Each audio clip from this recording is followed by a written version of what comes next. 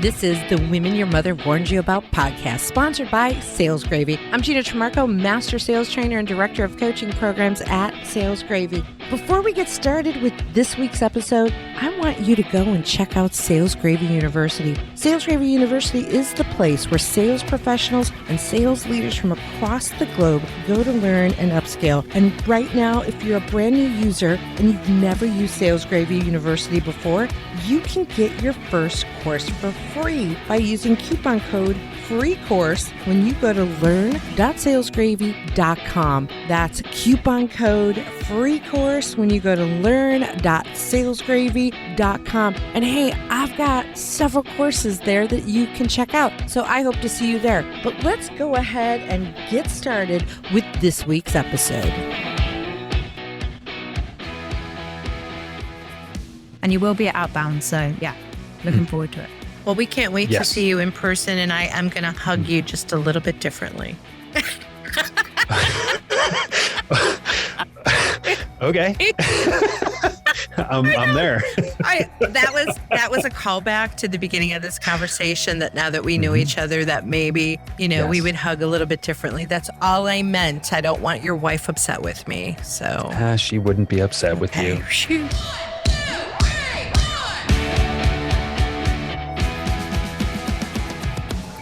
Hey, Warners, welcome to another episode of the Women Your Mother Warned You About with me, Gina Tremarco, and the lovely, proper Susanna Gray-Jones. Hello. Hello. And the sexy voice in the room, Jeff Bajorek. Thank you. Nice to be here. Who is not a piece of meat? Who is not a piece of meat? Oh my, it's so good to be back. Can I just say, after listening to the last podcast and doing my homework, that, I would not, as I say, be treating you like a piece of meat in this episode. And I've got a lot of questions. Questions. Did Rachel and I treat him like a piece of meat the last time Jeff was with us? It was a tiny bit cringe, tiny bit cringe.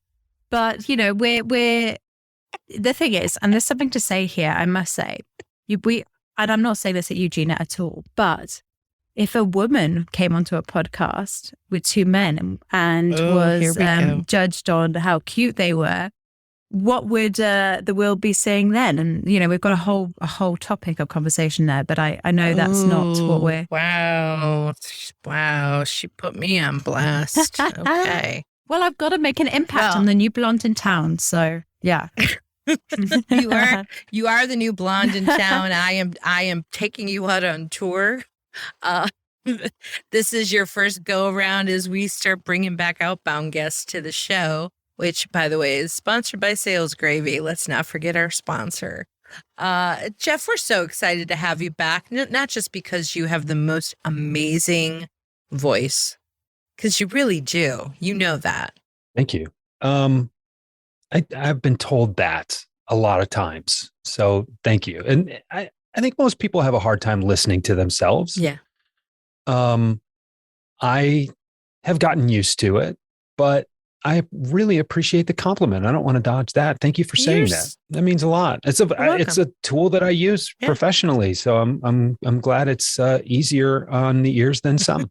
It is. Many years ago, I did this. So I don't want to go down a long rabbit hole, but this is important, I think, when it comes to voice. I was doing an event. I was doing one of those live events. I was producing it. I was selling from the stage. Went back when that was like all the hot thing to do, and I had one of those coaches that was considered like a guru coach. Do as I say. I know it all, and do as I say, and do it the way I say it. And she could do that, and she could get away with that, and she really had a way about. I hate to say it. It's just like making women feel bad about themselves to convince them that they needed to buy that coaching program, right? And it's an old trope, really. It is, and so I was taught how to do it that way, right? So I did my own 3-day event, and there's a structure and a framework to it, and then you ask for the sale, and you ask for the sale again and again and again, and there's a whole style to it, and I didn't close a single deal. And I'm really good at selling, right? I think. And I can confirm. Thank you. And this woman comes up to me at the end and says, she was she was an influencer who was helping me like fill the room. And she came up to me and she said, I'm going to tell you why you're failing right now. I was like, okay. All right. She's like, do people just randomly come up and humble you? Is that, She's like, you're not closing any deals, are you? I'm like, no. Right. Cause you see when people run to the back of the room and sign up and et cetera, et cetera. And she said, you are so out of alignment with how you're doing this. This framework does not fit who you are. And that's why people are not buying it, because this framework is for a guru. And she went on she had put together this, and she did sell me on this, and I bought it and I got certified in it. It wasn't that expensive, but she did this kind of like, I can't remember who does this, but along the whole, like personality styles, gosh, now the other woman's name is skipping my brain, but it was basically a marketing alignment grid. And in this marketing alignment grid, you figure out where you fall into that grid, and that's the style you should be selling in. And the style that I should be selling in was more of a trusted advisor, truth guide, that was it. And I take you on a journey, and I show you the path, but I'm not saying do it the way I do it, because the way I do it is not necessarily going to work for you, right? So I take you on a journey, right? And so in that, she had all these different things that showed you what would work best for your style when it came to selling. And in my style, for a truth guide, it's about voice. It's about sound of voice. People want to hear you talk. And then she gives you all these different things that you should be doing from a marketing standpoint. And one of the things on there was podcasting. This is how I got started podcasting, was all because of that marketing alignment grid and how my persona fell into that, and that it was about the voice, that people like the voice and they want to hear you talk. And I did my first podcast, The Pivotal Leader, which then ultimately led to The Women Your Mother Warned You About, yada, yada, yada, yada. And it's a long story, but I felt the need to share it with you just now because of voice. And that sounds like my podcasting journey. Someone said, hey, you should do a podcast. And I said, oh, okay. That's how it works, right? Yeah. Because people want to hear you. Because people want to hear you talk, and that's the magnet for them. So let's talk about you. Susanna's like, Well, Susanna was going to say something, and I feel like I stepped on her toes, and then you stepped on her toes. She's used to me stepping on her toes. But Susanna, go ahead and set up our guests for success. Well, no, I was thinking we kind of have a Michael Bublé for sales here, don't we? It's kind of... oh, man. I've been called a lot of things. Wow. I actually thought that before we came onto the podcast today. But one thing that I think you just hit the nail on the head, and I've never thought about it as much as this, that the tone of someone's voice and how much training everyone should have on how they use their voice in sales calls and relax and things like that. I personally have only come across one sales trainer in my time who actually trains on the voice. What have you guys come across this? Is it something that's happening? It makes sense. My uncle was a school teacher, and he talked about getting voice lessons so that he could appropriately use his voice and efficiently use his voice when projecting to a classroom. And that was the first time I ever thought about it. I've never done any on my own. And I mean, really the last couple of years, if anything, I just shout at a webcam and, people respond. But I've got a powerful voice. I can project really well. I don't often need a microphone in a workshop setting. True. And sometimes when there are tech issues or whatever, I just, I'm just going to go without it, guys. Are we okay? Yeah. And we do that. But I've never actually pursued it, but that's an interesting That's an interesting point. I know quite a lot about the voice because I'm operatically trained, and there's a lot of science behind it, including different cultures and the way that they speak and the way that they use their voice. And Gina, you'll be interested in this. It was something my singing teacher was saying to me the other day, because I'm quite tense when I speak. Whereas she said that Italians apparently have naturally, and it's proven, have a very loose jaw way of talking that opens the larynx and the throat, which is why you have a lot of Italian good singers and speakers. So if you can figure that one out and what makes the Italians good vocal users, then you could maybe add it to your training. Just a suggestion. So many interesting things about that. So many interesting. Yeah. Loose lips sink ships. That's the only thing that just came to mind. Right. Don't say too much when you're Italian. Right. You could end up buried with the fishes. Indeed. Indeed. Concrete shoes. Yeah, but they're definitely, back when I was in that crazy coaching world, like there's a coach for everything. There definitely are coaches that will do the whole how to speak kind of coaching in business. And I just recall some of them, especially for women, sometimes as women, our tone of voice, when we okay, whatever you think, and we go up in our voice, and that actually can change up to someone's impression of us. Yeah. Because it doesn't come off as confident. It comes more off like, okay, well, whatever you think, right? It's like all of that kind of changing that. How much does that matter? I feel like there are so many areas of study where you can go a mile deep and it doesn't really make that much of a difference. And it's really easy to get hung up in the details. Yeah. And I don't think we've talked about this, but you mentioned this a little earlier, kind of tangentially, Gina, with, personality profiles and marketing indices and things, it's, and maybe this is just my gift and I kind of get a lot of stuff. I just kind of understand some things intuitively. And so I just haven't had the need to pay attention to it, but I don't feel the need to dive way into personality profiles. I don't feel the need to dive into the inflection of my voice. And should I really tweak this? I mean, aren't there bigger rocks to move? Aren't there? And the reason I ask that is because I think there are a lot of salespeople who probably aren't focusing on the right things. Mm-hmm. But this is a shiny object that seems like it could make a big impact, and it's really not what I'm supposed to be doing, but it's a nice distraction. I could really go on a tangent about shiny object. And I just recently wrote something about this where people become overcoached, and they use the overcoaching and the overlearning to lead to the overwhelm, right? Mm-hmm. I think you're bang on with that there are bigger things to focus on. I think these little nuances are things that you can work on, but don't have to be a high priority. I do think that they matter subconsciously, right? When we talk about emotional contagion and people feeling, right? They can feel if you're right to work with, and there's that underlying. But I do think there is the bigger picture. What's the bigger picture for you, Jeff? The bigger picture for me. Okay, give me a little context for that. The bigger picture for what? What's more important than the shiny object? That's what you're saying. Salespeople should focus on bigger things. Oh, right.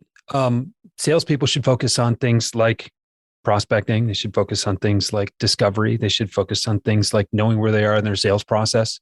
They should focus on things like understanding that you could probably spend half the time with your current customers that you currently do and keep all of the business. Yes. And that's where your time to go prospect is. Yep. But it's like, I'm not getting the results that I'm looking for right now. I'm only 80% to quota quarter after quarter after quarter, or quarter after quarter after quarter. I wonder if it's my tone of voice. No, it's your funnel. Come on, really? So if you want to really polish something, please, because that's fun. It's rewarding. It's valuable after you're getting the bulk of your work done. Yeah. But not everyone, right, is looking for a distraction. I'm sure you've worked with people as well who have monotone voices, and they might be doing the prospecting. They might be doing all the right things, but everyone's falling asleep when they're speaking. I do agree. I do agree. Sometimes it is and you know what?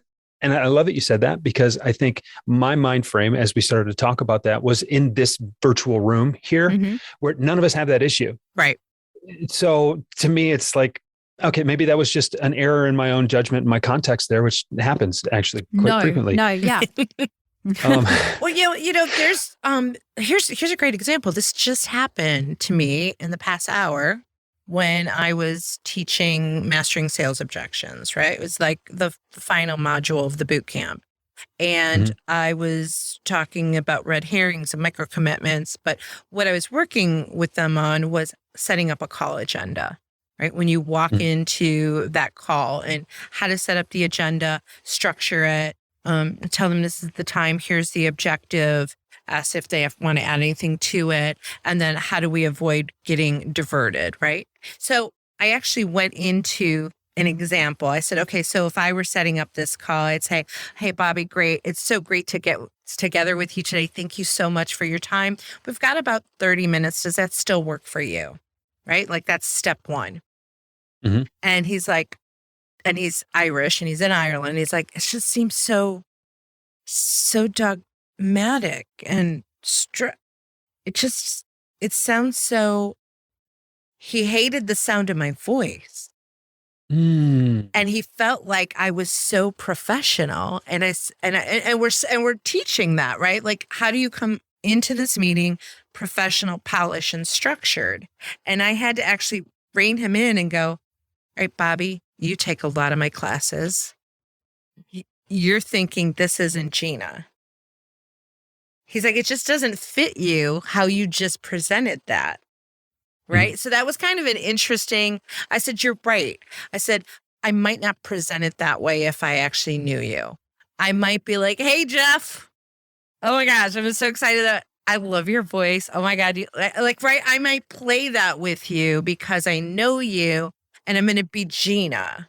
But if I don't know you, I am going to be pretty structured, pretty professional, pretty not monotone.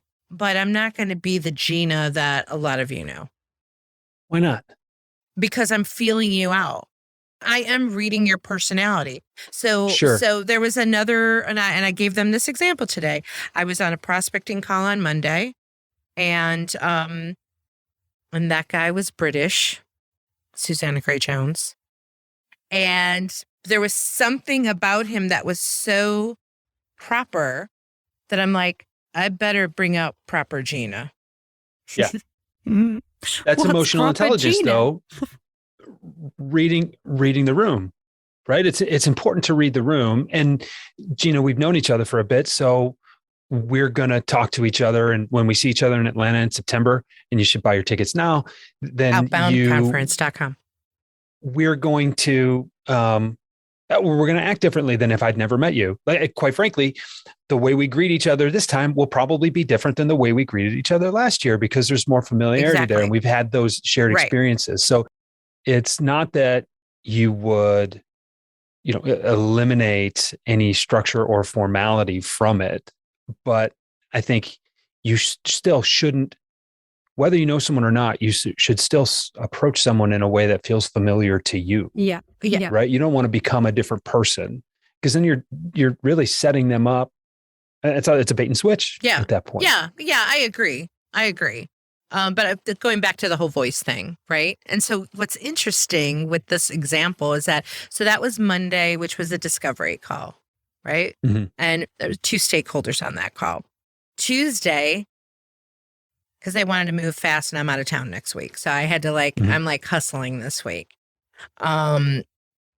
Tuesday was a presentation call of what we could do for them and asking for the business, right?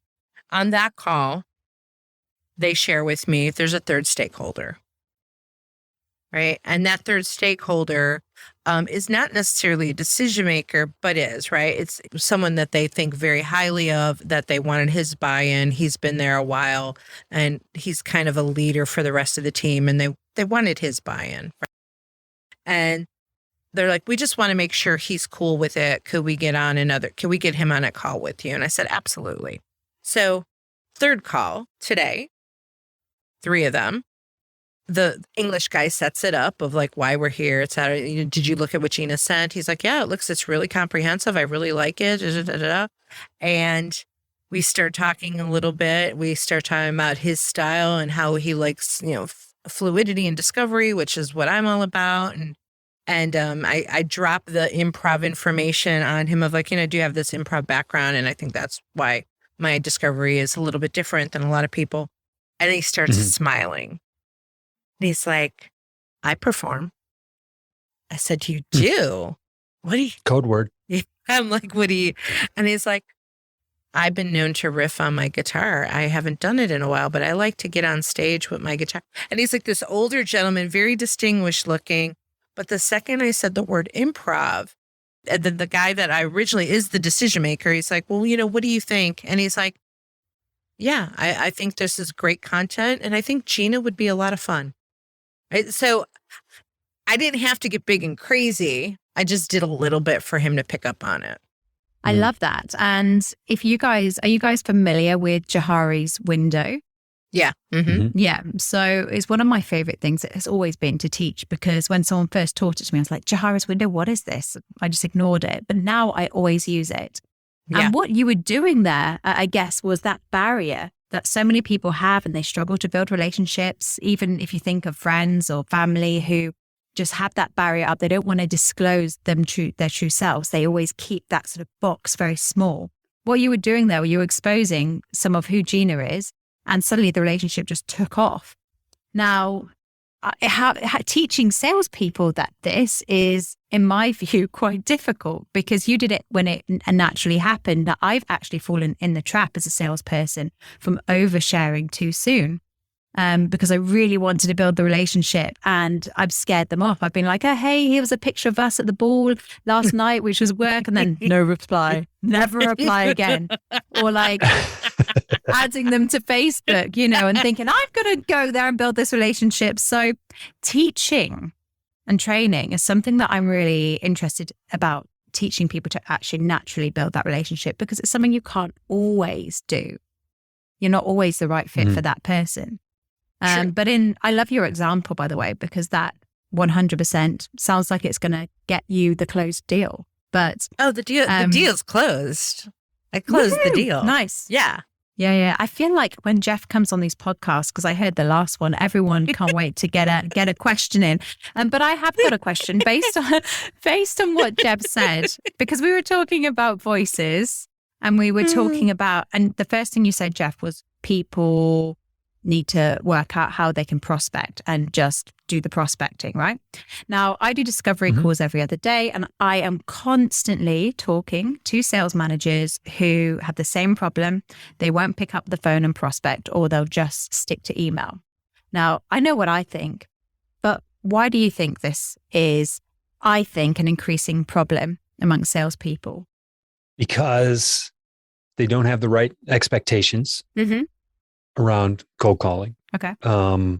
Because email's easy, because the voice inside of your head that says, I could be interrupting them. Let me send them communication in a way, in a means that will allow them a little more convenience with my interruption. Of course, it's also a lot easier to just completely ignore.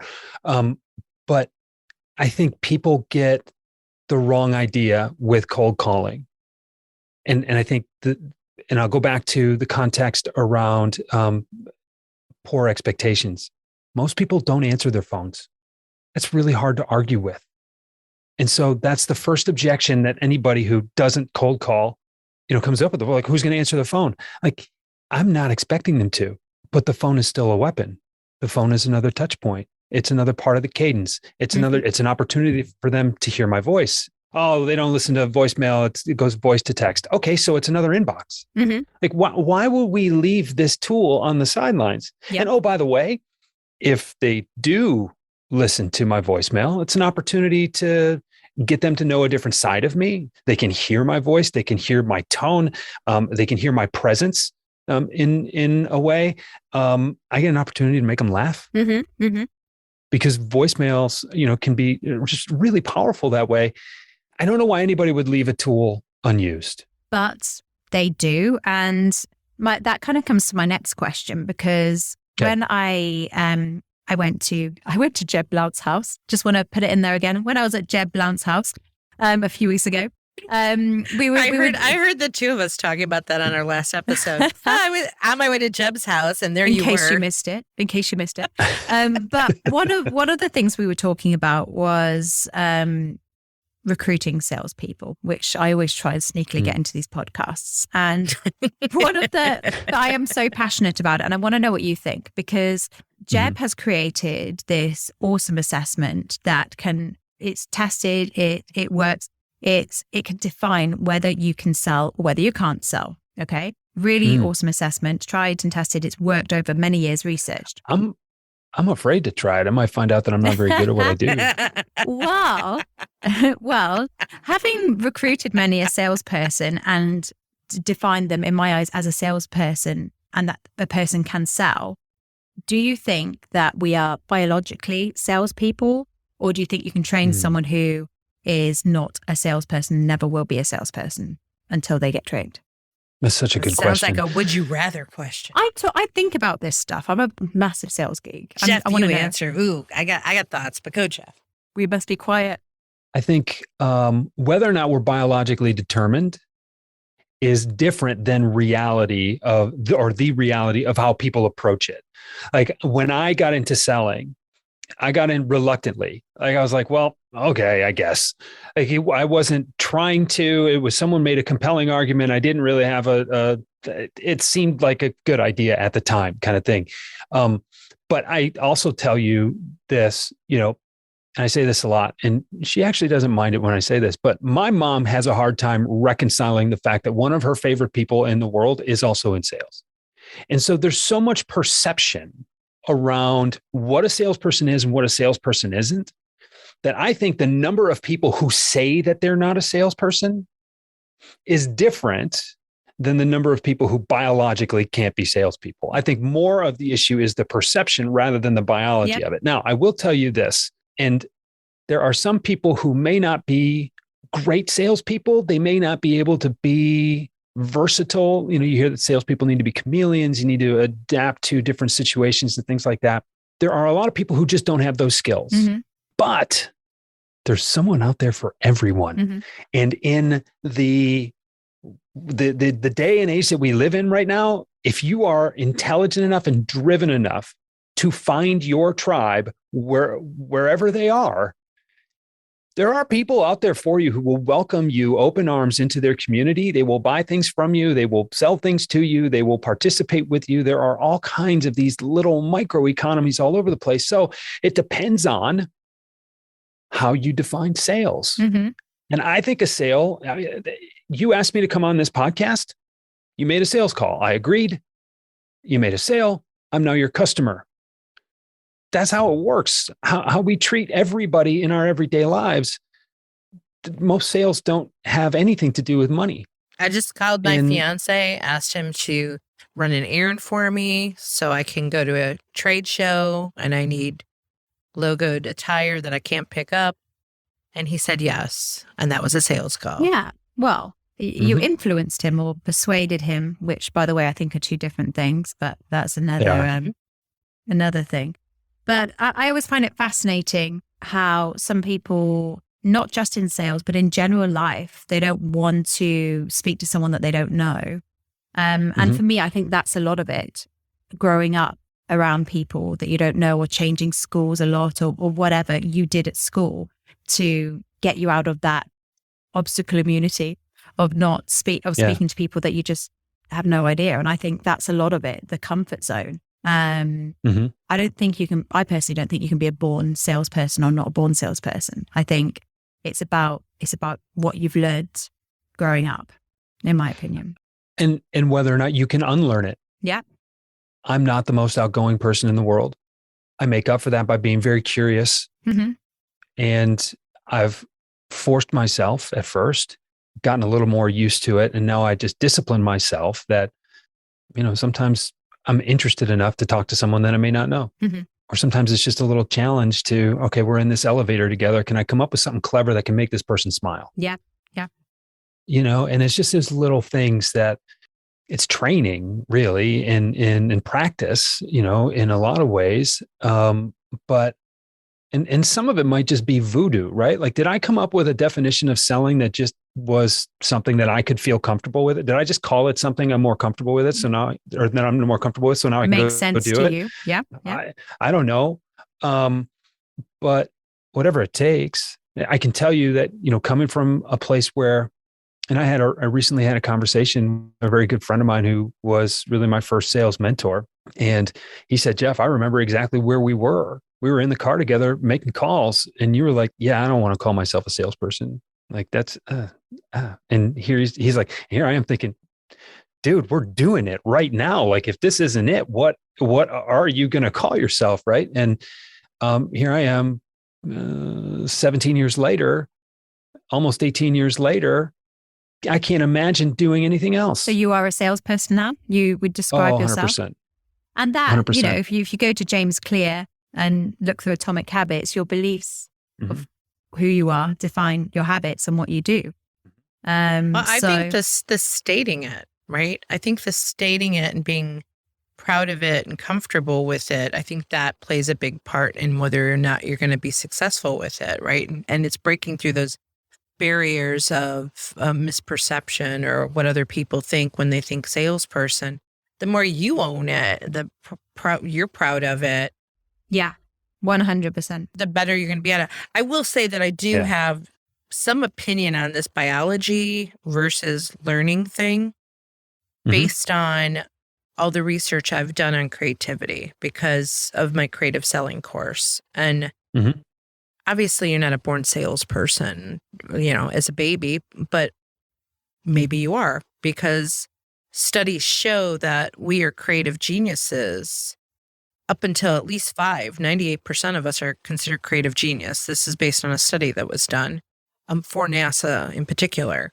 And they showed between age 5 and 15 that creativity went from 98% to 12%. Wow. So we actually, we lose it. We actually unlearn it. I was going to say that's not great commentary on the school system. Yeah, and there's several factors into it. Industrial Revolution played a part in that, you know, training people to work. We see that in the school system that we have very structured situations that take away from creativity. And then we have influences telling us, you know, stop being so playful.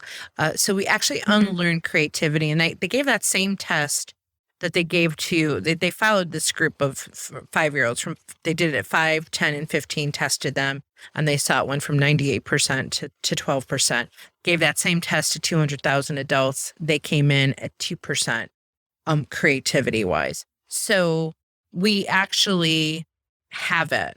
We're actually born with it. So if we're born with some level of creativity, I think we must be born with some level of the ability to relate to people and to communicate our needs. Because if you look at babies and animals who cannot speak, they're still able to communicate their needs. So from a biology standpoint, I think there is some of it. And then you add the skill to it. I mean, with practice and training, I only get better as a salesperson, right? Yeah, I don't know what I think about that, but those stats are scary, right? I know when I found this study, I was like blown away. I was blown away by it. Like, it's crazy.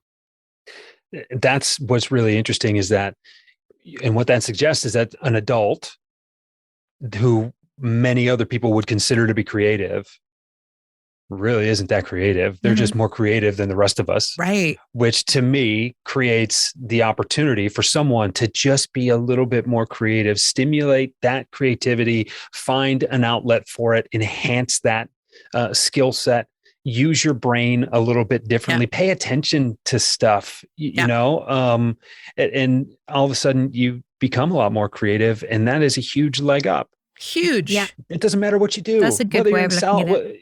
Huge. Whether the bar's not that high, you can step over the bar, for crying out loud.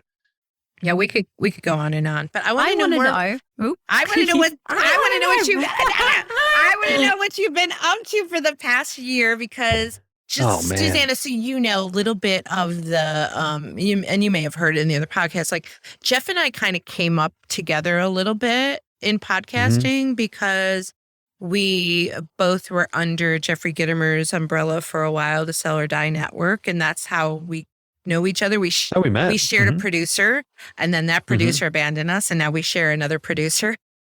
Oh, great! And then you started a new show. Like what's been happening? Give us like a summary for the past year.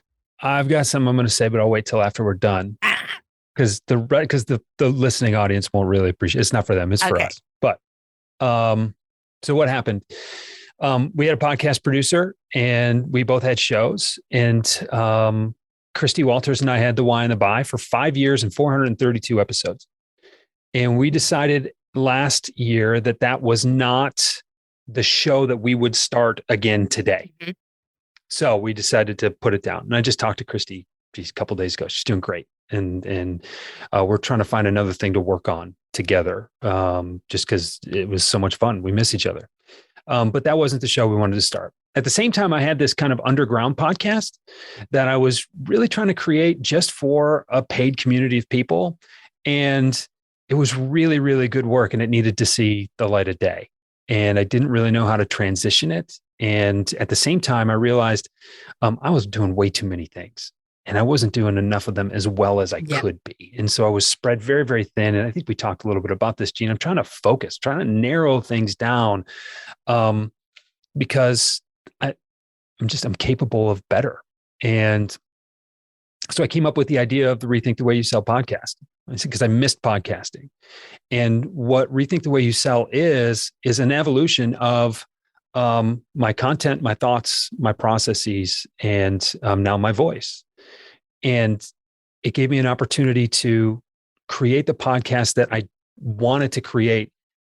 Whereas in the past, it was like, what do podcasts do? Oh, we need to have a guest on so we can have cool conversations. Great. Oh, we do this. Oh, once a week, you say, okay, great. And who should we have on? And how long should these episodes be? And all this stuff. And when I started something new, I wanted to do it a little bit differently. So I decided that I didn't want to be beholden to a weekly schedule because sometimes life gets in the way and you just can't keep up. And I didn't want to be in a position where I had to really think hard. Oh yeah. Who was the guest that's okay. Yeah. We talked to them 6 weeks ago, but their episode is launching tomorrow. And I had 3 other episodes last week that I recorded, but those won't come out for a while. And I also, and this was kind of the big thing. We talk a little bit about focus. I've created a lot of content, put it in a lot of places in a lot of formats, and I've done really, really good work. I'm very proud, not just of the work I've done, but the progression and the growth that I've demonstrated in the 7 years that I've done this.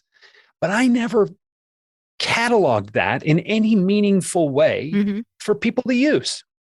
So I decided that I was going to do a podcast that had seasons, and each season was going to cover a topic. And there is a beginning, a middle, and an end to each one of these seasons. And they're not all going to be the same length. The first season was basically a teaser, like, hey, I'm coming back. I can't wait. Here is the first chunk. Let me give you a taste. And then we're going to dive deep into season 2. But I complete the project and then I distribute. And so, season 2, which we're in the middle of right now, is 24 episodes. Nice. On the difference between top performing salespeople and everybody else. I love it. I call it the 7 intangible characteristics of top salespeople, because none of these intangible characteristics have anything to do with selling skills. And that's what I think is the really brilliant part. It's a different way to look at performance. Season 3 is going to be about prospecting. Season 4 is going to be about sales leadership. But it gives me an opportunity to tackle stuff. And look, when you're distributing episodes twice a week, you know what your social media stuff is going to be at that point. You can be consistent. I'm going to talk for 3 months about top performers. Yeah. Like I had too many people, and a couple of them were close friends. Like, Jeff, I love everything I hear you say. I have no idea how to tell people what you do to help them. Yeah. Yeah. I'm like, well, that's a problem. Yeah. Right. So, I think I've worked really hard for the first 6-7 years that I've been doing this to prove to people that I'm smart. And I think I've made that point, and I'm comfortable now saying that I've made that point. But now people need to know how I can help them. Yeah. And so it's not about you. You feel like you want to add value in the most reflective way possible that you can really. I wasn't sure I belonged. And it took a while to get that idea through my head that I could hang with you two ladies and that Anthony and Irina will take my call on Saturday. I think we kind of talked about that the last time we were together, right? Mm-hmm. Of having those feelings, which is interesting because I think we all have them no matter what level we're at. I mean, I'm sure, I don't know if Anthony has these feelings, but I'm sure he might a little bit, maybe. I think he does, actually, because at some level, if you don't have them, you're not pushing yourself. Like the imposter never goes away. It just changes. Yeah. And, so it's like, okay, I was a top performer. I won awards. Like you can see people listening right now, they're all behind me on the video. Like there's a ton of stuff up there. Great. I knew I could do that. How far could I take that? Mm-hmm. And just because I knew I was good, am I like, let me sell 50,000 books kind of good? Well, not yet, because I haven't sold 50,000 books, but maybe I could, and it's just there's a consistent challenge there to continue to push yourself.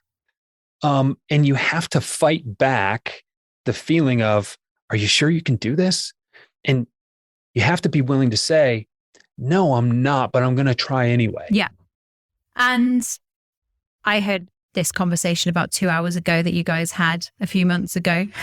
I'm curious to know, because we talk a lot about, everyone talks about imposter syndrome. We talk about how what makes us. You're still on your journey. It sounds like you've really reinvented the podcast with the seasons. But you also say that you didn't think you were a salesperson when you were sat in that car.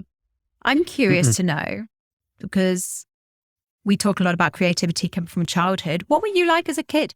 What if we were in the classroom now? We all know what Gina would be like in the classroom, but what would Jeff be like as an 8-year-old sat in a classroom? As an 8-year-old, bullied by Gina. I was so detail oriented, and I'm a little type A, very straight laced.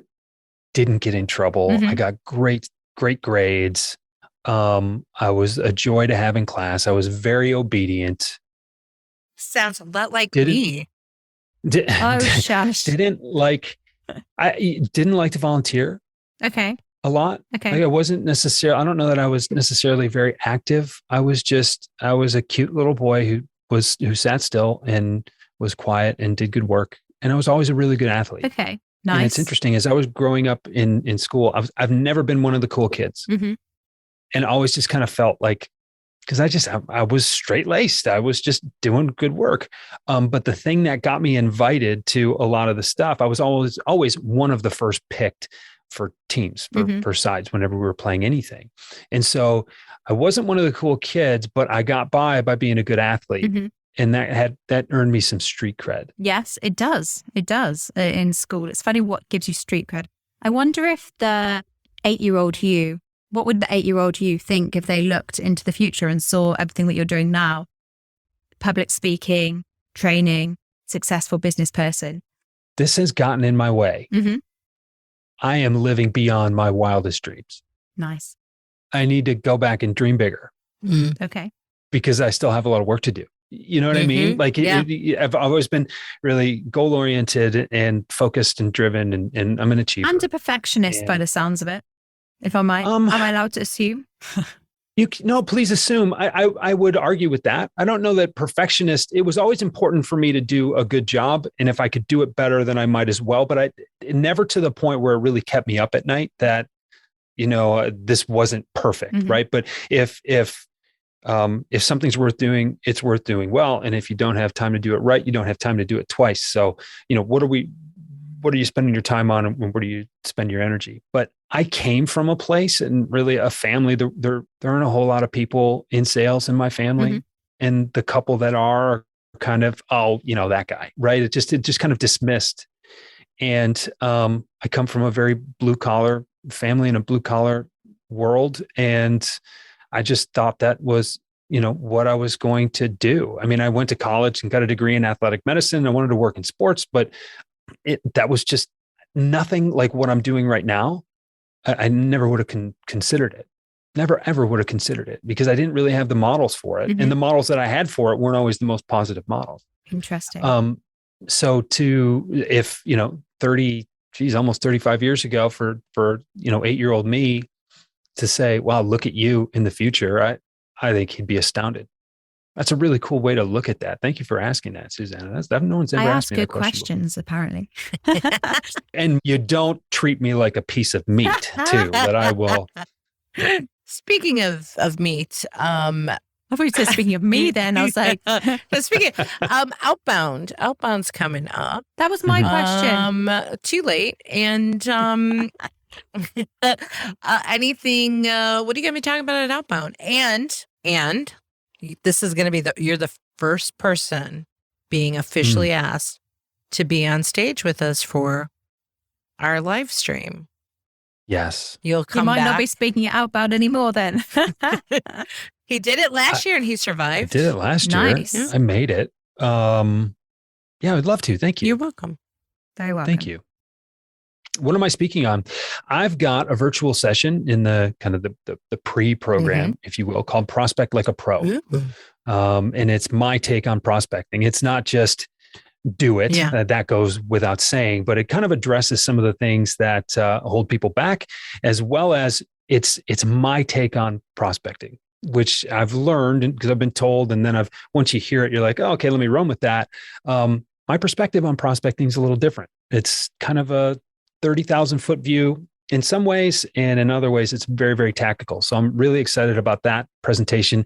And then I've got brand new material on sales management and sales leadership that I'm giving as part of the breakouts, the breakouts, the elite sessions on Friday. Ooh. So I get to be in the leadership track next to each other again. That would be fun. Apparently, I'm on Friday too. Fun. Maybe we'll all be next to each other. So we all have to rock on. All those sessions are on Friday, so they're kind of concurrent, all in the same area. Yeah. So I'm really looking forward to it. It's funny. I this kind of stuff really drives me, and it drives me to do my best work, and it drives me to push myself to grow, because this is such a great event to be a part of.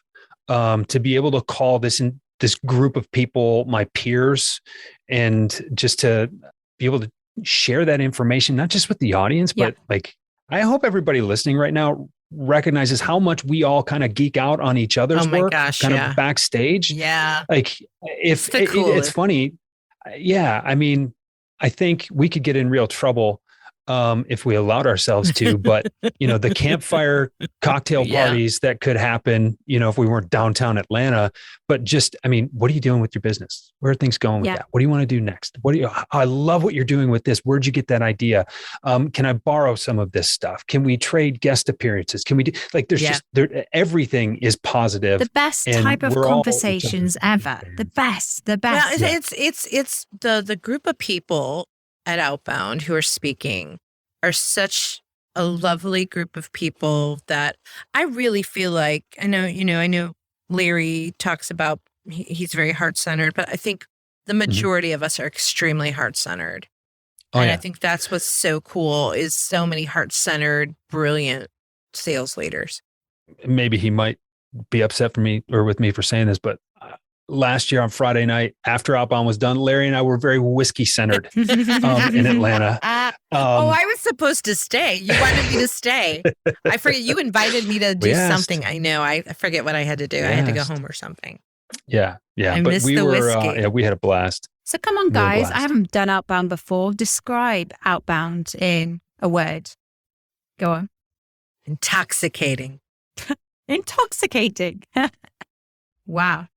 I say this with the best of intentions, but your brain is going to hurt the right amount.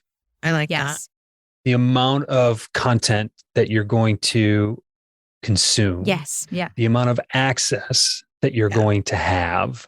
and Anthony and Jeb like to talk about it a lot. But there are no green rooms for speakers to hide. Like you come off stage, you walk right out there, you grab a bottle of water or, whatever, and you're there with everybody else. Like and the energy, I think energy would be my one word. And the fact that there's going to be a whole bunch of people in one spot, that so much of it is going to be in person again this year. Everybody who's there wants to be. Mm-hmm. And everybody who's there is looking to take the next step in their career. They're looking to learn something they didn't know before, and they can't wait to go use it. And then they talk about what they're excited about in between the talks. Amazing. Yeah. Oh my gosh. I cannot wait. I cannot wait. It really is quite the experience. I say one of my favorite parts is the VIP experience when people can actually get the VIP experience and hang out at the reception, which is small, right? And cozy. And like you get this one-on-one time with speakers. And I've been telling a lot of my clients, I'm like, please get the VIP experience. Like, cause like, oh, I've got one client and he's like, I just love Mark Hunter. I'm like, oh, I will introduce you to Mark Hunter. You got to come. Right. Cause Mark Hunter is like such a doll. Wear comfortable shoes. Yeah. Yes. I'm so tall anyway. Seriously, I've been on Amazon all week shoe shopping for Outbound. I swear to God. Already? It's in September, right? It's in September, but You're getting I'm planning. married in a few weeks. You should be planning for that. No, I'm done planning for that. That's all done. Okay. No. I'm planning for Outbound right now. I'm planning my wardrobe. I'm planning my shoes and comfortable shoes. I'm going to tell you right now, Susanna Gray Jones, because we're going to be on stage a lot and backstage a lot. And it's a long walk from the stage to the like the whatever area. What is that called? The lobby area, whatever that's called. It's a long walk. Sure. It is. Oh yeah. The room, it's a big room. It's huge.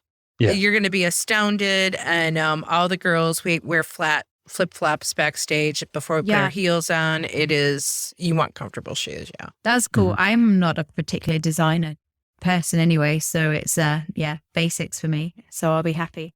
No, it's going to be a blast. I'm excited. We can't wait to meet you in person. And we have some English speakers as well. I know Daniel Disney is on the main stage, which would be great. So yeah, really, really looking forward to it. Do you have a would you rather question for Jeff before we end the show? Back on podcast. We are being recorded. I have not been prepped for success, by the way. So I put it on her to prep you, and she didn't. I'm sorry, you're not feeling prepped for success, but you've come off very successful sounding. You haven't asked my English word, by the way. I had a really good English versus American. Okay, she teaches me a new word every week. That's our theme. And by the way, I love the new idea on the podcast and theming it. Donald C. Kelly does something similar where he kind of does maybe it's a month at a time. He does these are the topics I'm talking about this month. Yeah. Mm-hmm. And I love that. I think that's brilliant. For me, it becomes evergreen. Yeah. And Donald does this as well. But it's I talked for 3 months on top performers. Go to the podcast, go look up season 2. They're categorized brilliant. That way now. Thank you. I think it helps. It's brilliant, Susanna. I think we might need to do some re-strategizing. We already are. So we just kind of do it in a different way. Yeah, so we have stumbled on something because Jeb likes it and now we're doing more of it.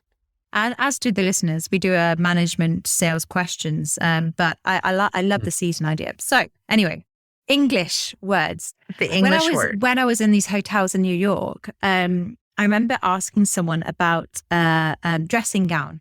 And they looked at me and were like, huh? About what? A dressing gown. I said, do you have a dressing gown for the spa? And they were like, sorry, madam, what is that? And I was like, a dressing gown. And my husband was like, she means a robe. And I was like, a robe? You guys call it a robe here? I thought that was really funny.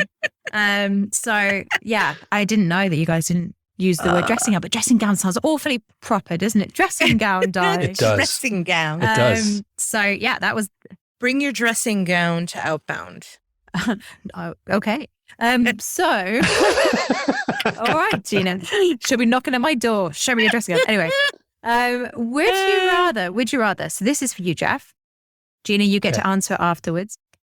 Would you rather be completely invisible for one day or be able to fly for one day? So you get one day of superpowers. Would you rather be completely invisible or would you rather be able to fly? I think I'd rather fly. Why? I think I'd rather fly. Where would you go? It doesn't matter. I'd fly. Just fly away. I would just fly around for a while. Being invisible, I don't know how that helps me. I'm really not. I'm very curious, and I've said that before, but I wouldn't necessarily I can be curious and fully visible. Okay. Right. So I just, I don't know that I need to go anywhere, sneak around without being seen. Well, interesting. You might feel differently about that because, well, let's see what Gina thinks first. Well, I know that usually I agree with the guests. Today, no, I don't. For one, I'm afraid of heights. So there's that. So flying would be problematic for me. Now, I would rather be invisible. Okay.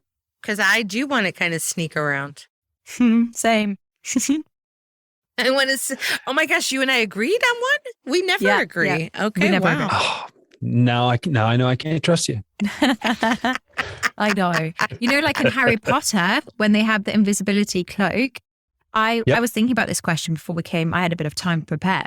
But I would probably go and find out where I can make the most money, right? I'd go undercover and like listen, find a secret code. And then I would use all that money that I get to then fly myself or buy a really cool jet. So I would essentially do both. So okay. Okay. But you're an honest person, Jeff. Don't change that. You don't want to sneak around. I know. I can see your logic. That's fine. I don't see how being invisible would serve me. But flying would be really cool. Yeah. There you go. Oh yeah. Well, so that's where I'll go with that. Well, you are flying and you will be at Outbound. So yeah, looking forward to it. Well, we can't wait to see you in person, and I am going to hug you just a little bit differently.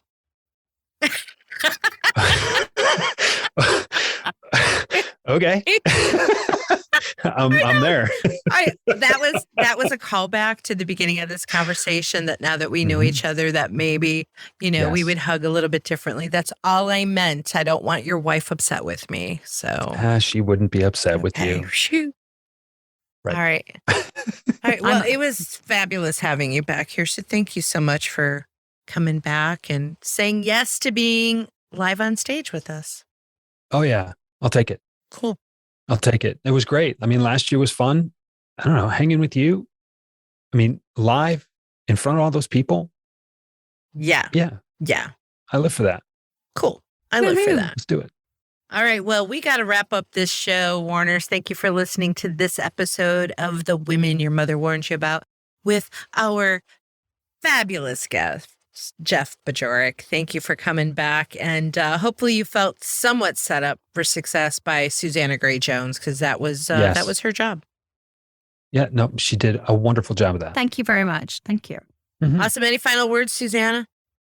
No final words, but no final words. I've got a new studio behind me, which is very exciting, but that's something I'll talk about another day. So yeah. All right. Well, we're out of here. Thank you again for listening. And for more information, go check us out at womenyourmotherwarned.com, and also find us at salesgravy.com, and we've got some cool courses, both Susanna and I, at salesgravy.university. So we'll see you real soon. Bye. Who is not a piece of meat? Who is not a piece of meat? Oh my, it's so good to be back.